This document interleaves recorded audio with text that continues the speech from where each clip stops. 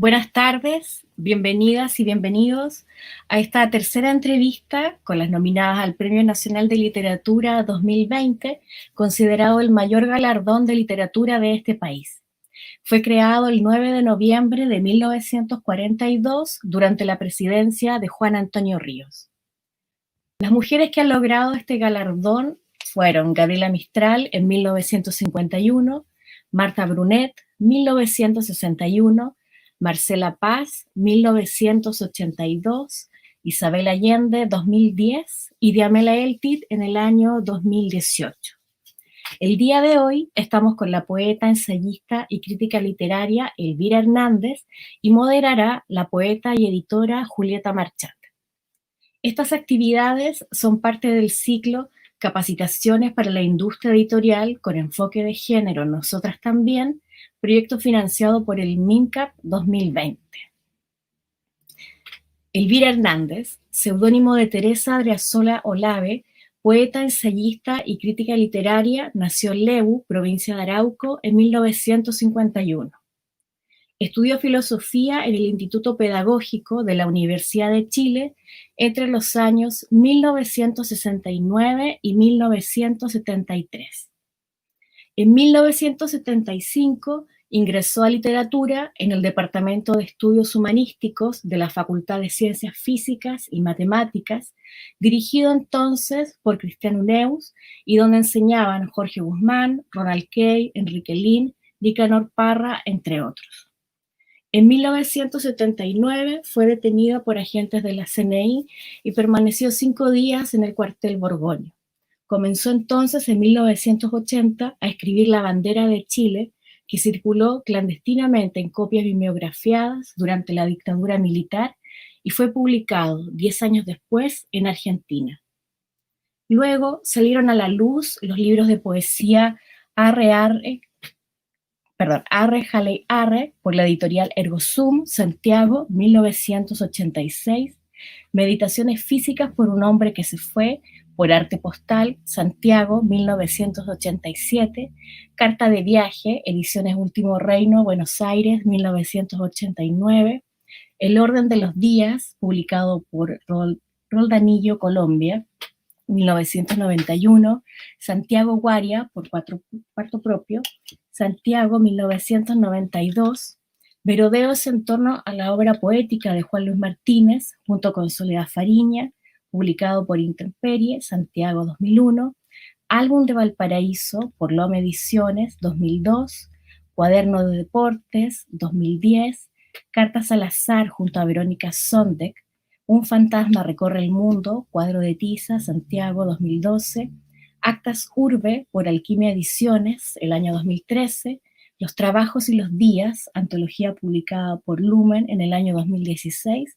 y Pájaros desde mi ventana, por Alquimia, el año 2018. También formó parte de la organización del Congreso Internacional de Literatura Femenina Latinoamericana del año 1987.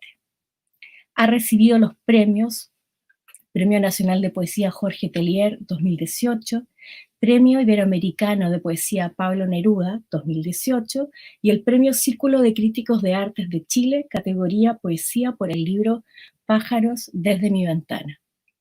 Julieta Marchand ha publicado Urdimbre, 2009, Té de jazmín, El nacimiento de la hebra, parcialmente traducido al inglés por Thomas Roth en Tinfish Press, Habla el oído, Reclamar el derecho a decirlo todo, es coeditora de los sellos Cuadro de Tiza y editorial Bisturí 10. Muchas gracias, Elvira, muchas gracias, Julieta, por poder realizar esta entrevista, y las dejo entonces para que comiencen esta sesión.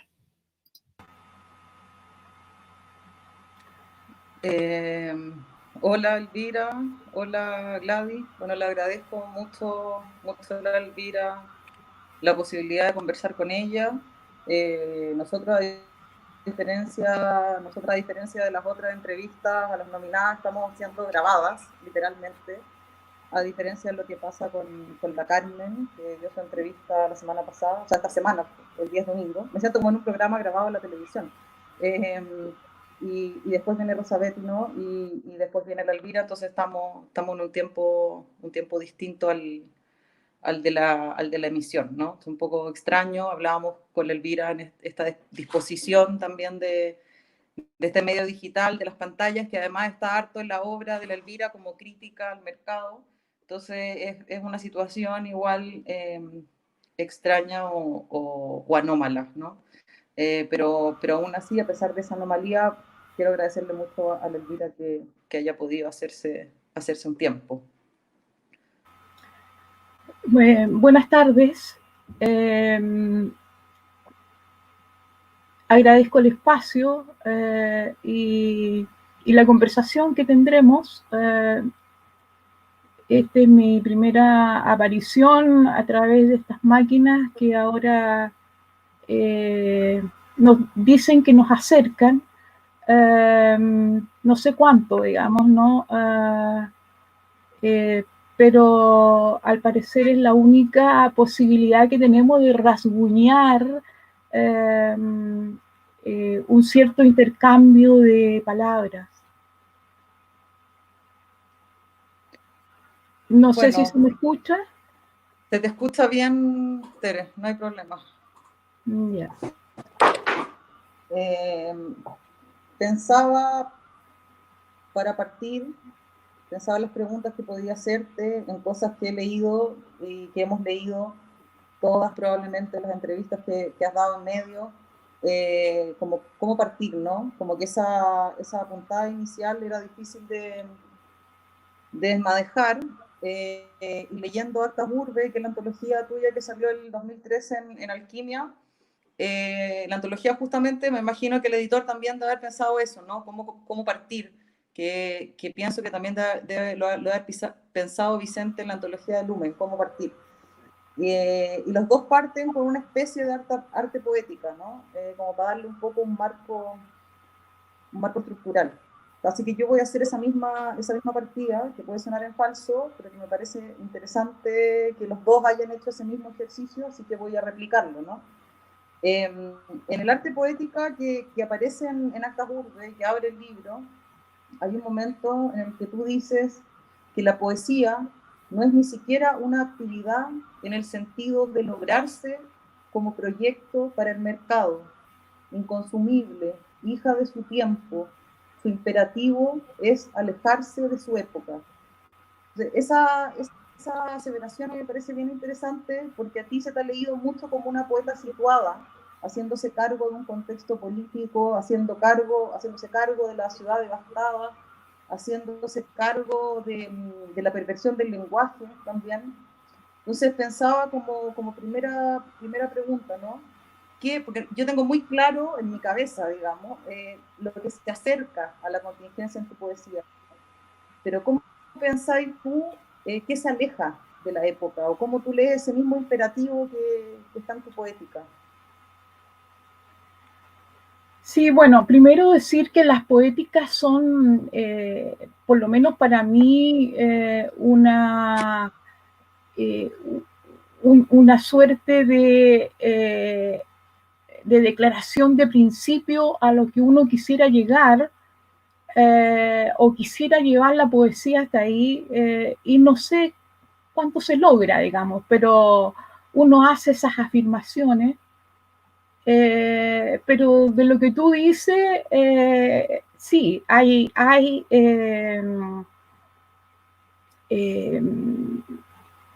el hecho de que siento que la poesía efectivamente nace en el tiempo en que uno se mueve, y con todas las improntas de la época, ¿no?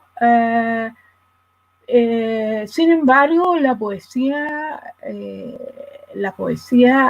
es de alguna manera conciencia crítica, y entonces busca ir a contrapelo, ¿no? No tragarse todas las ruedas de carreta que trae la época, que las trae. Y sin duda va va por ese camino, ¿no? Va en una suerte de camino contrario.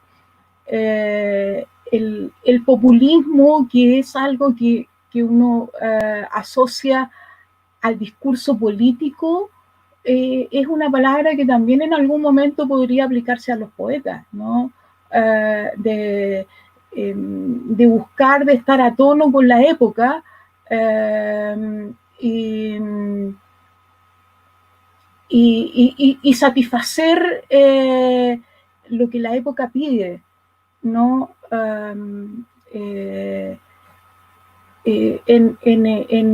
En nuestra época vivimos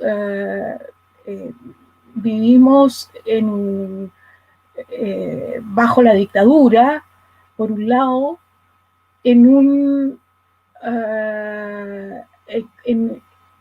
con un marco cultural de gran pobreza, porque la pobreza cruzaba todos nuestros ámbitos, ¿no? No solamente era una pobreza material, en el sentido más básico, no de hambre y persecución, sino que también había una pobreza cultural donde estábamos muy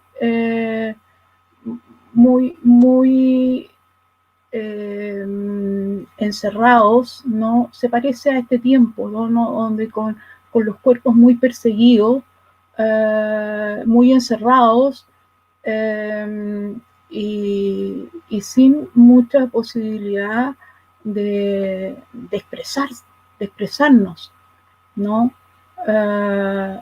Entonces, sí, había que, y por otro lado, ¿cuáles eran, digamos, las tentaciones que se exhibían en esa época? Las tentaciones eran de que estábamos construyendo un país que nos iba a entregar todo, ¿no? Era el comienzo del neoliberalismo en nuestro país. Entonces, y prometía el paraíso, ¿no? Y entonces, claro, la poesía veía esa fractura que había entre lo que se decía y lo que efectivamente vivíamos cada uno de nosotros. Claro, ahí estaba pensando mientras te escuchaba como en la relación entre poética y deseo, o sea, en el fondo como la poética es un espacio de deseo, no necesariamente algo conclusivo, etcétera, y también en esta relación en lo que la gente quiere oír en la poesía. Creo que ese es un espacio bien interesante que probablemente se dio en ese tiempo y que se está dando ahora por el tema de la revuelta, lo que la gente quiere oír de los poetas o lo que la gente le exige a los poetas, ¿no? Pensaba en una conversación que tuve en taller de alguien que comentaba a partir de una sesión que dio una crítica chilena, como bueno, este es el momento de la política, el estallido social, ¿por qué los poetas no están hablando? ¿No? Pensar de qué tendríamos que hablar, cuál es la exigencia que porta la poesía en un momento de crisis social, que nosotros debiéramos decir algo, hay una exigencia. Entonces pienso que por un lado uno podría decir lo que la gente quiere oír, no sé muy bien a qué me refiero con gente, ¿no? Pero o sea, ya es como medio extraño pensarlo así, pero es una seducción igual del mercado, esa exigencia. Y pensaba en cómo tu poesía encuentra una manera de vincularse con lo político, por un lado, de vincularse con lo biográfico, porque lo político y lo biográfico están sumamente interrelacionados en cualquier obra, pero en la tuya en particular, y sin embargo desde un lugar como de insignificancia, como sabiéndose muy humano, racional, finito, ¿no? sabiendo ese espacio como de insignificancia, ¿no?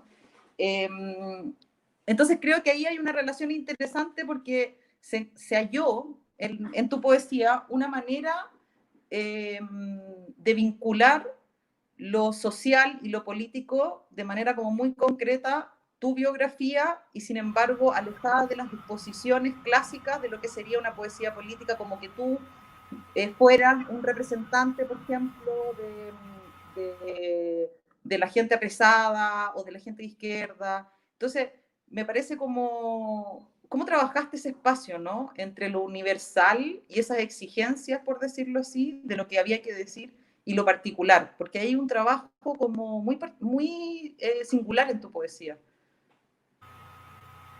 Sí, bueno, me voy a centrar en lo que tú mencionas como trabajo, ¿no? Yo creo que la gran tarea que tiene un poeta es buscar hacerse un lado, ¿no? Para poder hacer posible que lo que tiene que cobrar presencia es la palabra, ¿no? Porque es ahí donde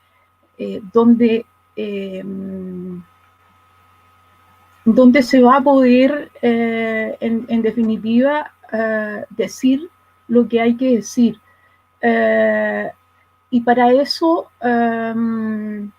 hay que hacerse un lado, ¿no? Hacer un lado deseos, hacer un lado voluntades, para poder sumirse en ese colectivo, donde hay una infinidad de voces, ¿no? Que sin duda hay que escuchar, y que la palabra escucha, ¿no? Entonces,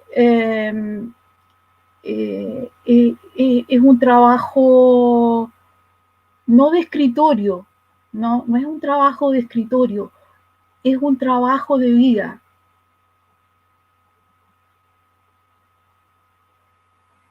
¿No? Ahora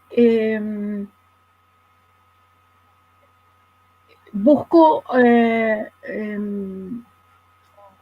hacer una relación con esas dos palabras que tú mencionas, universal y particular, ¿no?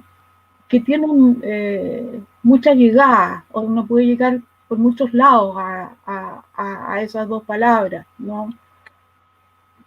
Una que es muy conocida, que dice, escribe de tu aldea o de tu cama o de donde sea y tocarás, si lo haces con autenticidad, a donde tienes que llegar, ¿no? A eso que llamamos universal. Pero por otro lado, hay algo que a nosotros las mujeres nos toca, ¿no? La mujer ha sido erradicada de lo universal, ¿no? La mujer está en lo particular, en lo adjetival, en lo accidental, ¿no? Pero la poesía permite que una mujer pueda llegar a integrar la sociedad haciendo ese trabajo no de figuración, sino que haciéndose cargo de la sociedad en la cual ella misma ha sido marginada. Sí, pensaba como en lo que decía y en particular sobre las mujeres, ¿no? Como el asunto de que estamos fuera de lo universal. Hay varios grupos que están fuera del universal, ¿no? Como pensando lo universal como lo masculino, occidental, blanco. Y cómo nosotras podemos tener ciertos accesos a ingresar otro tipo de conocimiento, otro tipo de pensamiento, que no sea subsidiario o que no sea solo subsidiario de ese espacio universal, o como se ha entendido el universal hasta hoy, ¿no? Y claro, esta entrevista, como explicaba la Gladys al principio, ¿no? Está en el marco de que hay 3 nominadas al Nacional, lo que es un hito bastante importante. Y vinculándolo un poco con lo que decías tú al principio de la respuesta, que era como, bueno, mi trabajo en realidad es vital y no de escritorio, también es algo que me viene dando vuelta hace varios días, como cómo ingresar a la poesía desde un lugar vital, que es fundamental, ¿no? Para la escritura, y sin embargo no restándose del conocimiento que ha sido construido por el universal.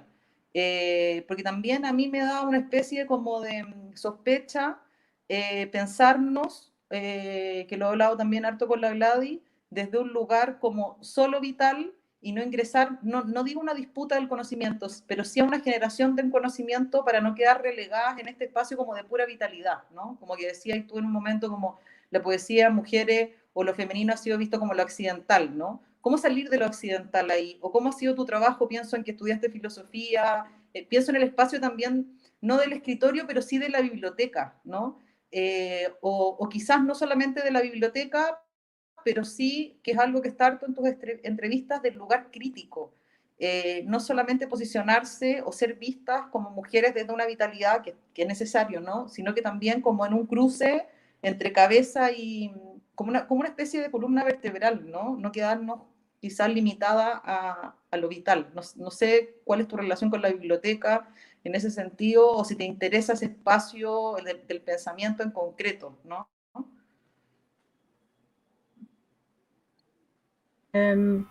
Escribo porque partí leyendo y porque ese fue el primer vínculo, ¿no? Con la literatura y la poesía. Digamos, digamos que es el cordón, es uno de los cordones umbilicales, y es un cordón que no he cortado, ¿no? Sigo leyendo. En un comienzo, las lecturas son sin duda dentro de aquello que ofrece la literatura, que es masculina, ¿no?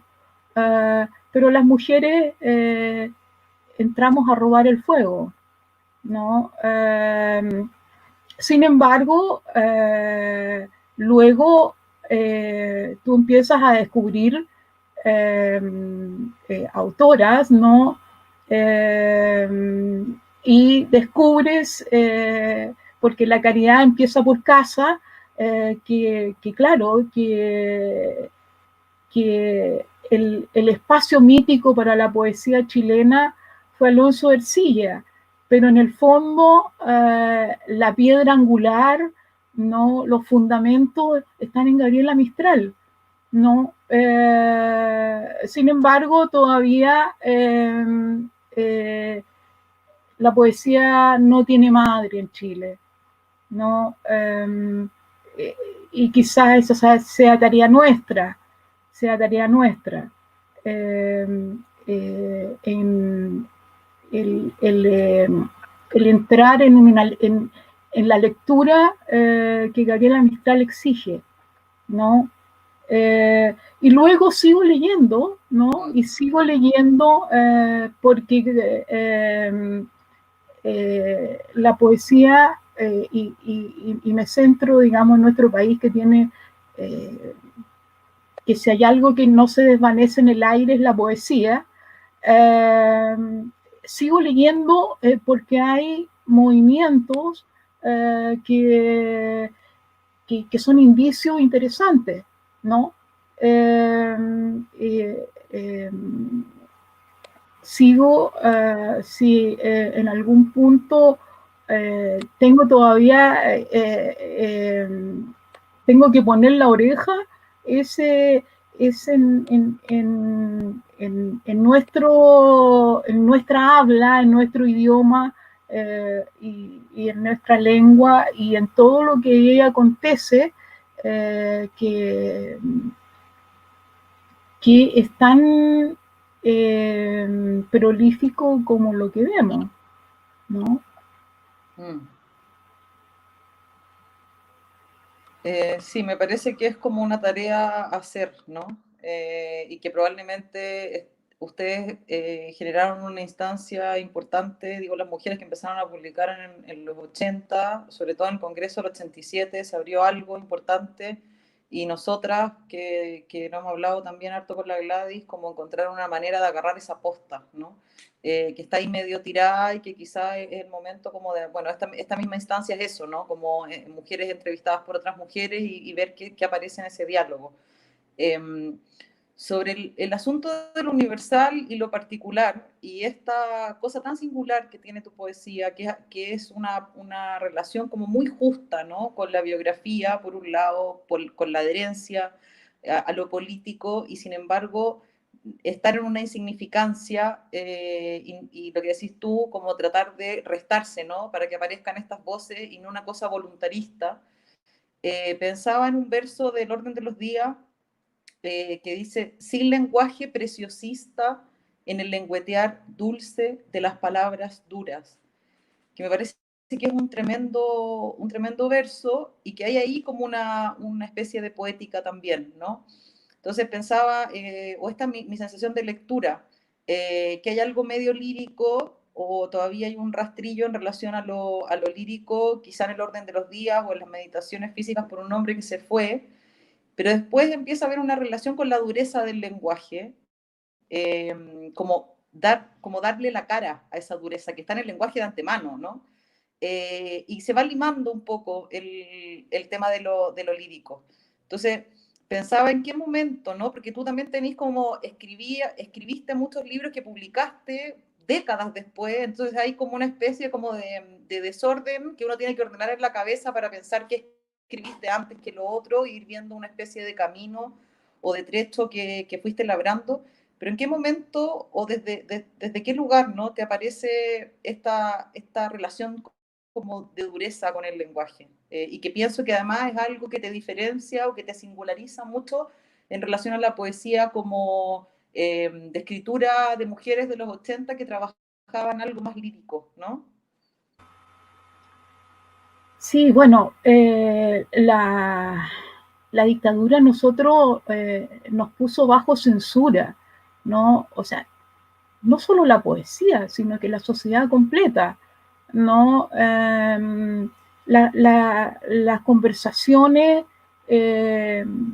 era algo que tú, tú tenías que caminar por la calle con distancia social, diríamos ahora, ¿no? Y entonces esa cercanía de dos personas era francamente sospechosa. Yo siento que la pandemia me ha traído a la memoria el clima de la época de la dictadura, ¿no? Algo, te digo, muy lacerante para el ser humano, ¿no? Y entonces la palabra está en esa circunstancia, ¿no? No hay palabras que decir en esos momentos. Y yo escribía y en verdad lo que ponía en los papeles me parecía absolutamente superfluo, ¿no? Y fueron los días vividos por mucha gente que me rodeaba, por todo aquello que tú sabías y por el estado de agobio en que estaba el país, que sencillamente hubo un momento en que pensamos que la metáfora había desaparecido, o sea, tú no tenías comparación, y entonces lo que salían eran palabras óseas, esos huesos que incluso la gente buscaba, ¿no? Eh, eh, y eso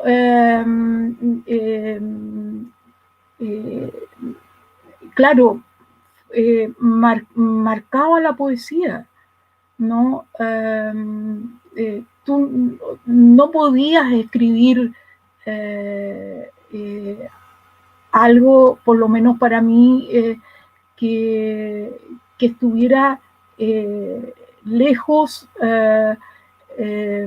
siguiendo más una trayectoria estética que sin duda que lo estético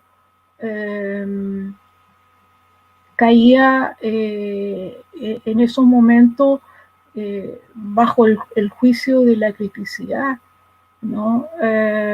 Y todo estaba, por lo menos para mí, en ese aspecto, en cuestión.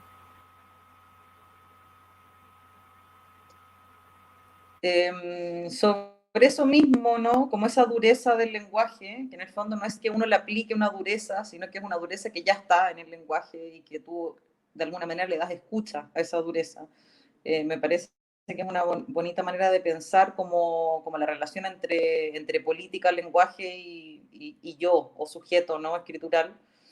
Y esto mismo, ¿no? Como de estar como vinculándose con el lenguaje constantemente y ver qué palabras aparecen, como darle espacio a la palabra sobre todo. Hay un poema en Cuaderno de Deportes que se llama Ejercicio Poético. Les leo un pedazo, ¿no? Dice: vadeo hacia las altas instituciones del espíritu. ¿Qué idea? Viro por una estrecha callejuela política. Qué pérdida de tiempo. Después de muchas vueltas, siento que hay que entrar en la clausura. Entonces, que ahí también hay como una especie de, yo estuve como registrando eso, ¿no? Como en qué momento de los libros se generaba una relación como de automirada también y de autocrítica. Y claro, este poema uno que escribe, ¿no? Como que en un momento se ríe igual un poco, porque uno también está escribiendo y de repente aparece lo político y uno no sabe, aparecen las altas palabras y uno no sabe. Entonces, creo que es como bien ejemplar en ese sentido. Y claro, pensaba en esta cosa que hay, que ahora que tú habláis de la estética, ¿no? Hay una estética como del humor, igual en tu poesía, en un punto que se vuelve como bien alto. Pensaba en particular pensando en otras mujeres, ¿no? En la Tamara Kamenstein, poeta argentina, pensando a Pizarnik y pensando en esa última etapa en Pizarnik en que se dio el humor, que en general está muy asociado a lo masculino, más en Chile, que tenemos a Parra encima, ¿no? Y Kamenstein piensa que el humor es un arma, ¿no? Dice, el humor es el arma que deconstruyendo la saturación de sentido le devela a la escritora el sinsentido de la lengua. Entonces, no solo tiene que ver con una dureza o este rechazo al lenguaje preciosista que pensábamos en la pregunta anterior, sino que también con la ironía, ¿no? La pregunta en concreto es como si para ti el humor fue un arma contra el silencio, contra el preciosismo, contra el lenguaje de la época, ¿no? A ver, mira, creo que bueno, el silencio es algo que bueno, cruza de manera constante la poesía. Primero, porque cuando uno comienza a escribir, tiene que romper ese silencio. Y no es fácil, ¿no? Sobre todo porque uno mide las palabras y dice, bueno, o sea, es posible que esto llegue a la imprenta, ¿no? Pero luego también está el hecho de lo que mencionaba hace un rato atrás, ¿no? El hecho que estamos, que tenemos la palabra vedada, entonces estamos ahí para poder decir algo, ¿no? En esa, en esa, en esa instancia, ¿no? De censura. Pero por otro lado,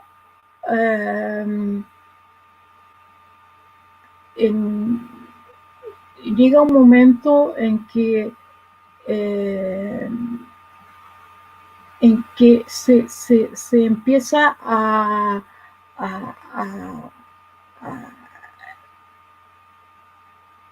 a ver una apertura, ¿no? Y esa apertura se da con una suerte de hablar sin freno, ¿no? Y entonces, y hablar demagógicamente, estoy pensando en el periodo de Cuaderno de Deportes, hablar sin freno,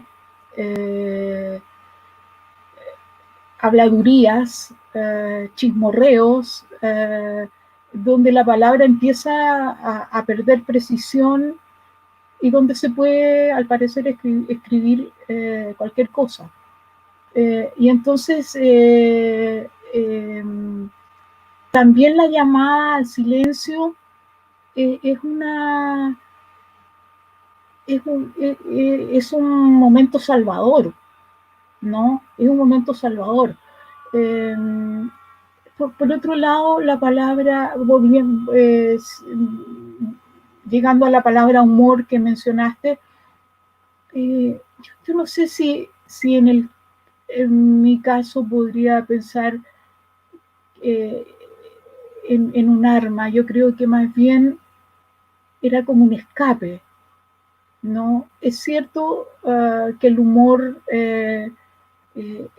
negro corroe las convencionalidades,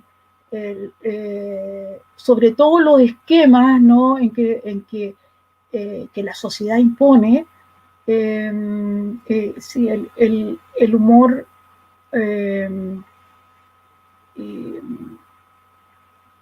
le lima, digamos, ¿no? Le pasa su lija, y, pero en mi caso yo creo que era no era un cultivo premeditado, por algo que en ese momento no sabía, pero que después en una ocasión me encontré con unas reflexiones de este poeta polaco, Adam Zagajewski, no sé si lo he pronunciado bien, donde él dice,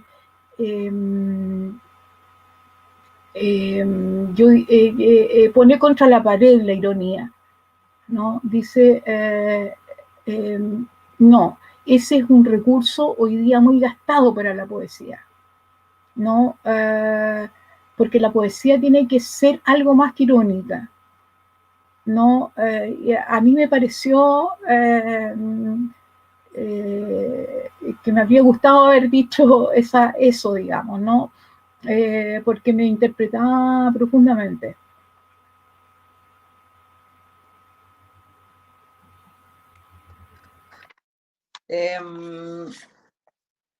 Sobre esta cosa como de la cháchara, o sea, esa es la manera que tiene Benjamin de hablar como esta cosa, como esta habladuría y como está rodeado como de tanto comentario como quizá innecesario y uno está siempre rodeado de una especie de cháchara, ¿no?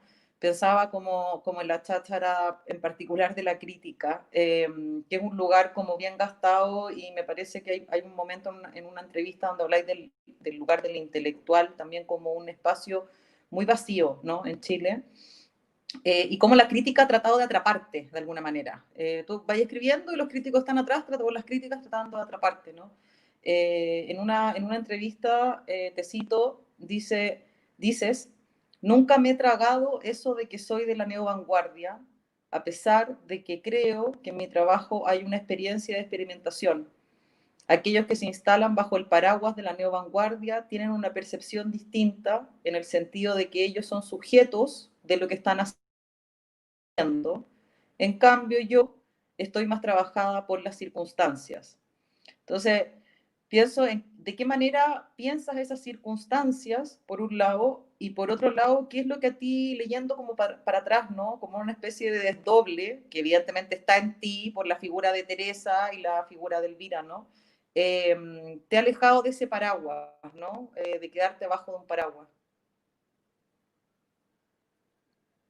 De que uno tiene que ser honesta. Yo en esos momentos era alguien que estaba leyendo, que escribía, pero era principalmente una lectora, y no me figuraba para nada que yo iba a estar publicando. O sea, mi dimensión de la escritura era algo muy personal, ¿no? Era algo muy personal. En ningún momento y yo escribía como a la antigua, o sea, escribía cuando sentía que había algo que me empujaba a escribir, en cualquier momento. Pero no me sentía protagonista de eso, entonces estaba en otro lugar. Y los neovanguardistas, que efectivamente ocuparon esa escena en ese momento, tenían un protagonismo, estaban ahí y estaban como sujetos poéticos, eh, donde tenían un discurso, además, un discurso teórico, ¿no?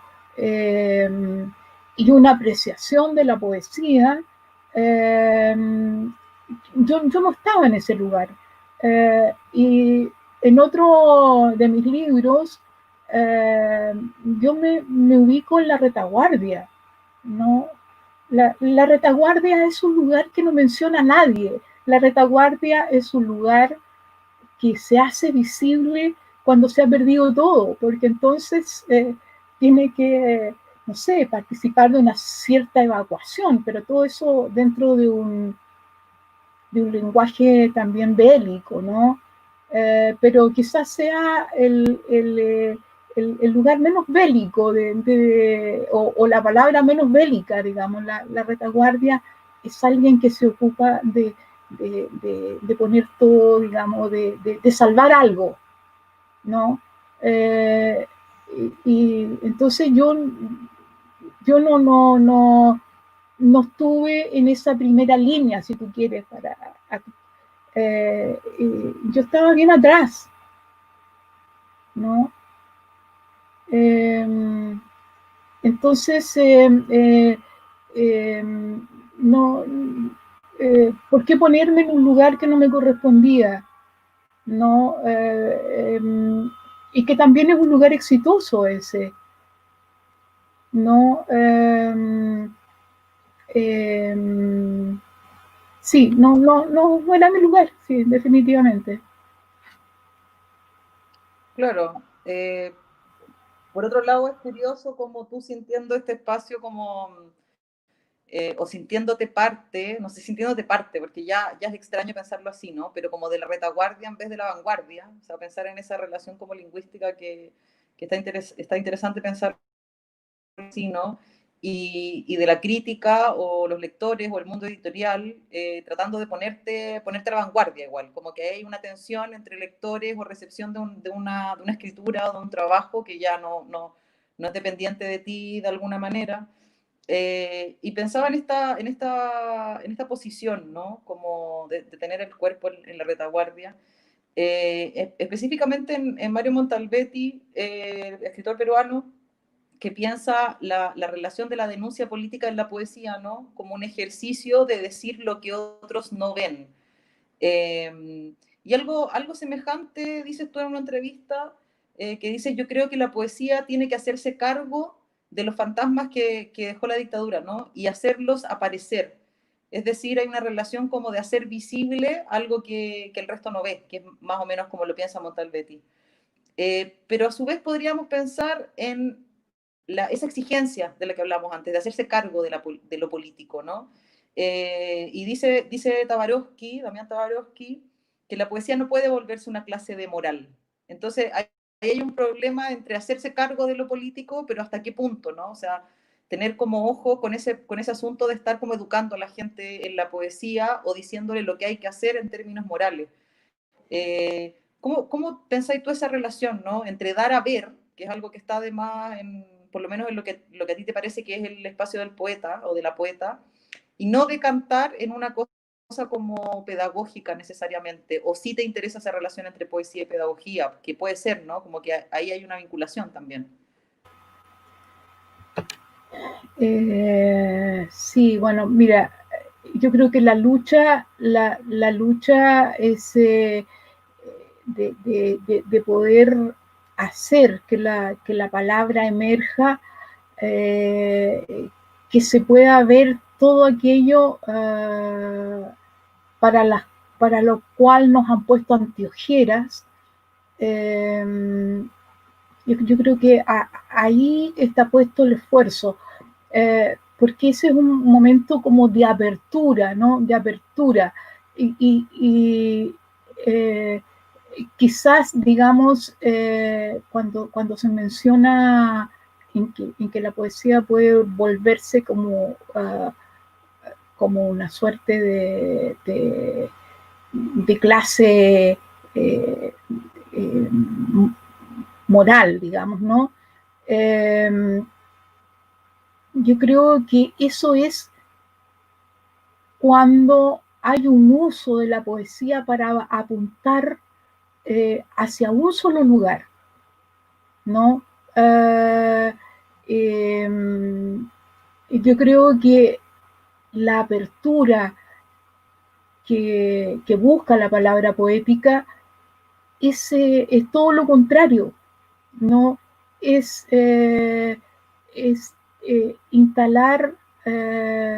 instalarse en un lugar donde tú le estás hablando en silencio a quien lee, que fue lo que me pasó a mí como lectora también, ¿no? Yo sentía que lo que leía, la Mistral, Vallejo,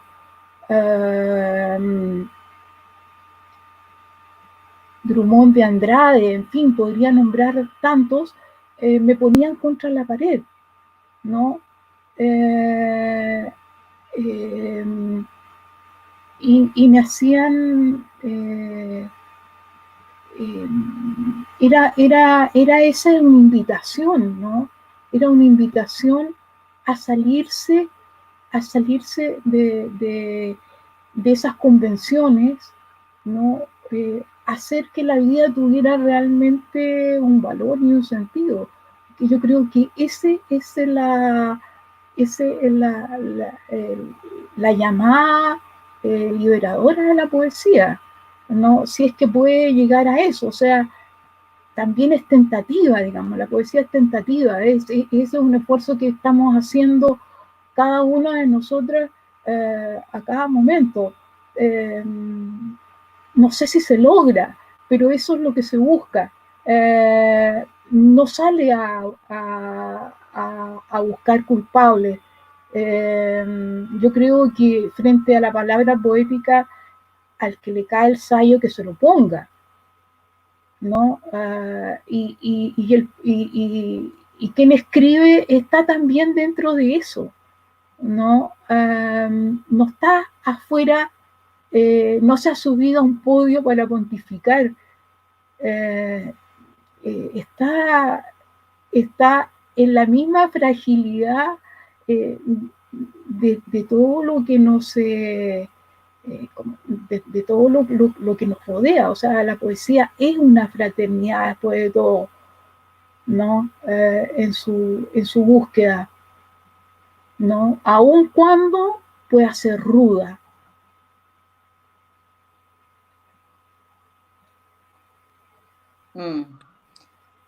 Claro, como también esa exigencia que se da desde un tipo de lector que espera que el poeta diga algo, ¿no? Como está quedando la cagada, entonces es necesario que un poeta venga y lo que decís tú, que se suba a un podio y no ilustre de alguna manera. Me parece que es una exigencia que se ha dado de alguna manera en esta crisis social, ¿no? Pensaba en un momento en el álbum de Valparaíso, donde tú escribes cuál es la palabra del poeta, quizá no quedan palabras, y esa relación entre lenguaje y corrupción, ¿no? Millán tenía mucha fijación en ese espacio, en pensar que ese mismo lenguaje con el que nosotros escribimos poesía es el lenguaje que está siendo usado por la política, por los medios, etcétera, y hay una especie como de perversión del lenguaje, y sin embargo tenemos que hacernos cargo de ese lenguaje de alguna manera en la medida en que estamos usándolo, entre comillas, para escribir, ¿no? O estamos siendo llamados o llamadas por él, ¿no? Millán lo que hace es que se va a la poesía visual, hay otra gente que deja de escribir directamente, y tú sigues escribiendo y además te quedas, ¿no? Te quedas en Chile en dictadura. Con esa experiencia, ¿no? Con esa experiencia del lenguaje malversado, como dice Millán, y pensando, poniendo los pies hoy, ¿te parece que hay algo en el lenguaje que se ha movilizado desde el estallido social? ¿Hay algún tipo de relación entre lenguaje y restitución, por decirlo de alguna manera? Quizá media cristiana la palabra, ¿no? Pero ¿cómo ves el estado del lenguaje hoy en relación a lo que estás escribiendo ahora, por ejemplo? Bueno, es una pregunta bastante compleja. La verdad es que sí, o sea, la poesía, yo creo que el tema de la poesía es justamente la palabra. No sé, cualquiera que sea por donde intente abordarla, ese es su tema, ¿no?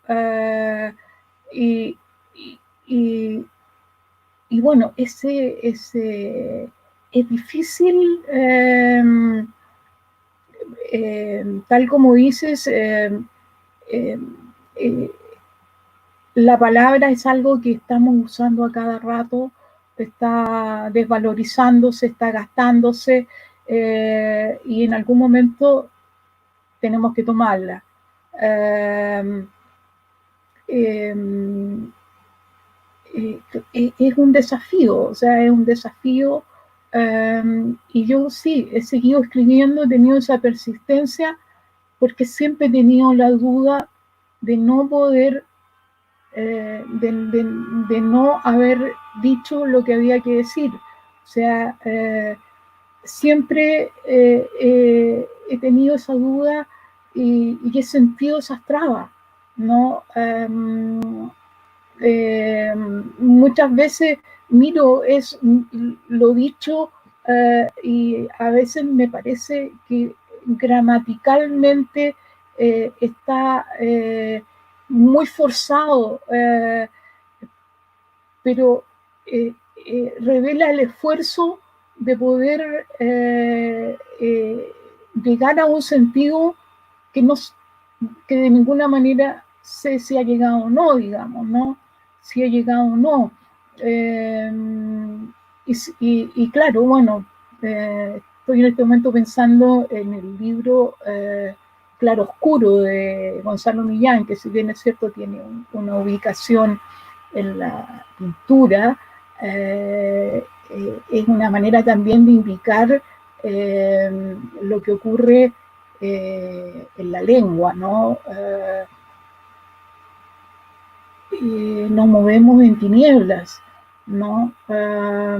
Cuesta observar, porque estamos inmersos, lo que ocurre, pero por ejemplo, en el hoy, en el presente, en que no hay una censura política, pero sí hay esas censuras morales, ¿no? Que imperan, digamos, ¿no? De la cual no hemos discutido. Por ejemplo,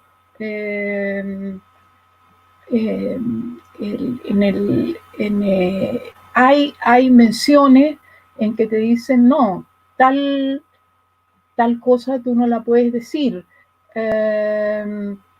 No puedes decir, hablar de ciego, tienes que hablar de alguien con capacidades especiales. Bueno, eso afecta a la literatura. Podríamos hacer una lista de palabras que no pueden nombrarse, ¿no? Como si la perversión humana no buscara una salida por otro lado, si en algún momento quiere infligir un dolor a alguien, ¿no? Pero estamos llenos de otras mordazas, ¿no? Y, y, y yo no sé si esas, esas instancias en que se sacan palabras y se las clausura, están siendo, están realmente afirmando y están construyendo un momento de liberación para todos nosotros, ¿no? Me lo pregunto, ¿no? Pero que afecta a lo que escribimos, claro que lo afecta. Es algo en lo que tenemos que movernos, ¿no? Eh, eh, yo personalmente no soy partidaria de eliminaciones por decreto, ¿no? Pero es algo que hay que someter a discusión también. O sea, tenemos que pensarlo, discutirlo. Claro, pensaba como en la figura de la mordaza, ¿no? Que en la bandera de Chile la mordaza es la bandera. Y es un verso que ha sido citado infinitamente. Yo pensaba como cuál será nuestra mordaza actual, ¿no?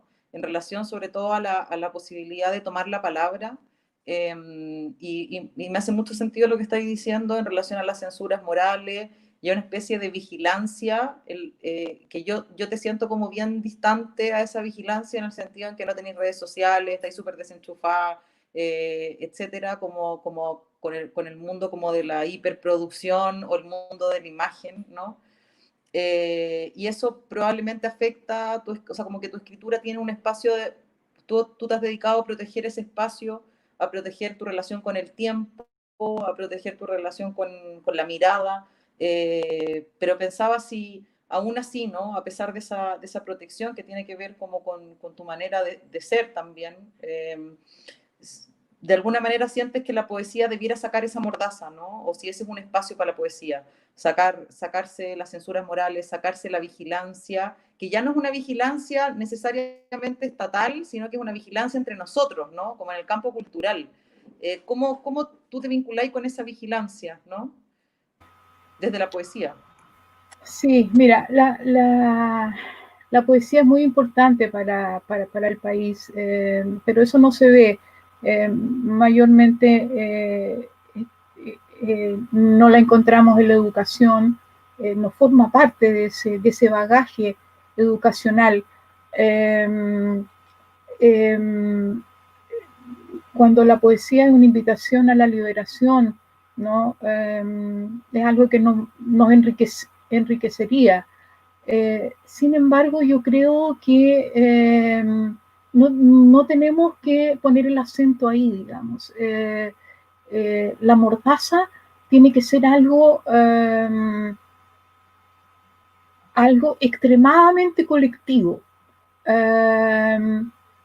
Y yo siento que hoy día está esa posibilidad en el hecho de que el país completo se vuelque a pensar un marco de vida, un marco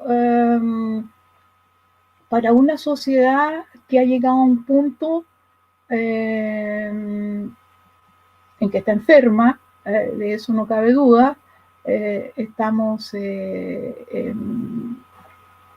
recluidos por enfermedad, una enfermedad que, si bien es cierto,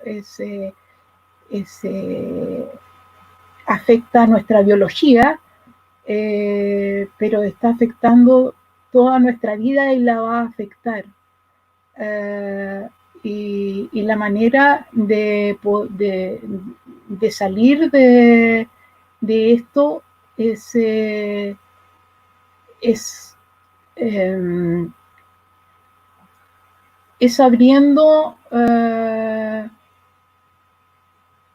abriéndonos las posibilidades de poder discutir un marco donde proteger nuestras vidas, ¿no? Y yo creo que en ese momento va a ser un momento en que deberían aparecer las palabras, ¿no? Yo eso lo observo porque tenemos un calendario constitucional para pensar una nueva constitución. Lo observo con voy a decir una palabra que no hay por dónde sacarla, que es la palabra esperanza, ¿no? Espero ese momento, porque va a ser un momento culturalmente impactante, ¿no? Si podemos efectivamente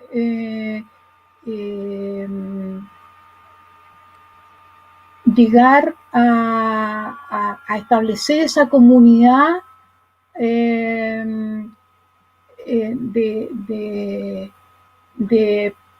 para poder entrar en diálogo, ¿no?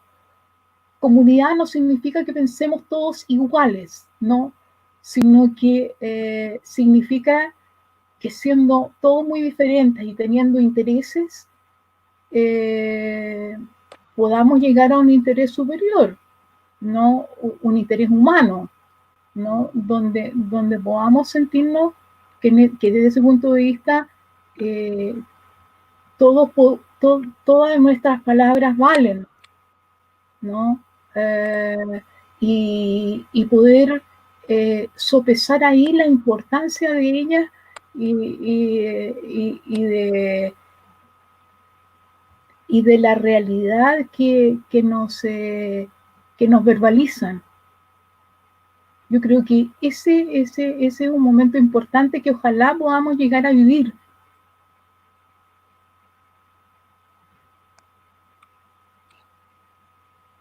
Sí, está difícil la palabra esperanza, ¿no? Como que es muy pesada.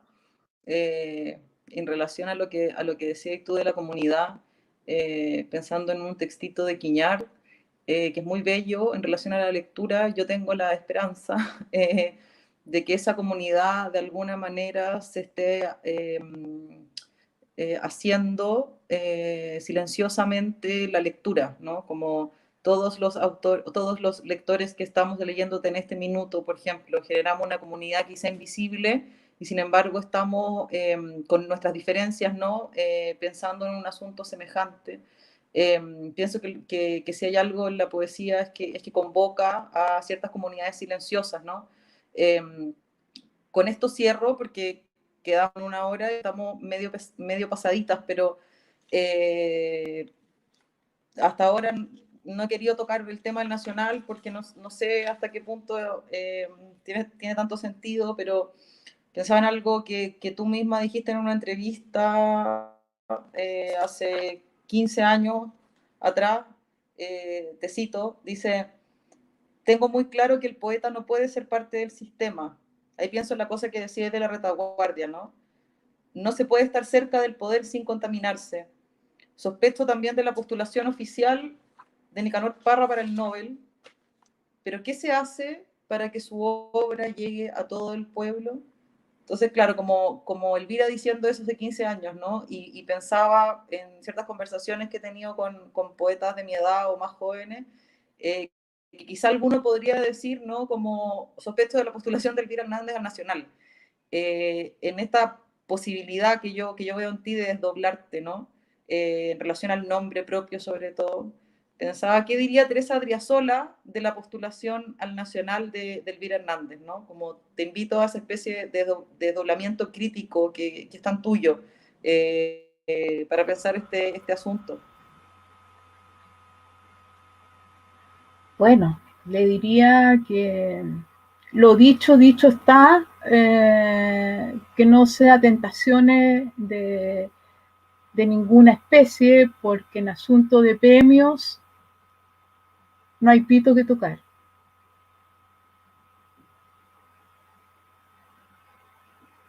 Está bien, Tere. O sea, Tere, te respondo a ti, ¿no, Teresa?